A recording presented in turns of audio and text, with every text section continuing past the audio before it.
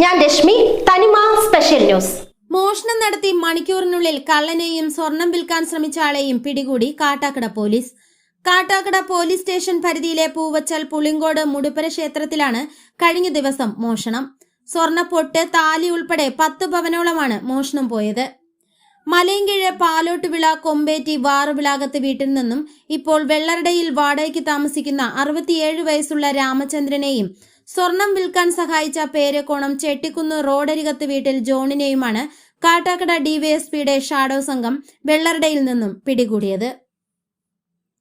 10,000 രൂപ പ്രതിയിൽ നിന്നും കണ്ടെത്തി. മോഷ്ടിച്ച സ്വർണം 50,000 രൂപയ്ക്ക് പണയപ്പെടുത്തി ക്ഷേത്രത്തിലെ ഓഫീസ് മുറി കുത്തി തുറന്ന് സ്വർണ്ണ പൊട്ടുകൾ, മാല, താലി, നേർച്ച ഉരുപ്പടികൾ, പിടിപ്പണം ഉൾപ്പെടെ കവർന്ന പ്രതിയാണ് പിടിയിലായത്.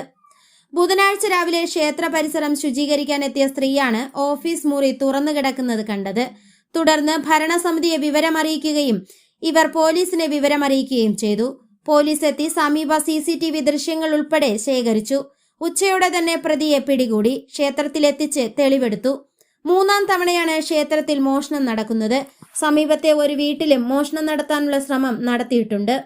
ഇവിടെ വീടിന്റെ സിറ്റൌട്ടിലെത്തി കള്ളൻ തിരികെ പോകുന്ന ദൃശ്യങ്ങളും പോലീസിന് ലഭിച്ചു. എന്നാൽ ഇത് പ്രതി സമ്മതിച്ചിട്ടില്ല. നടപടികൾ പൂർത്തിയാക്കി പ്രതികളെ കോടതിയിൽ ഹാജരാക്കും.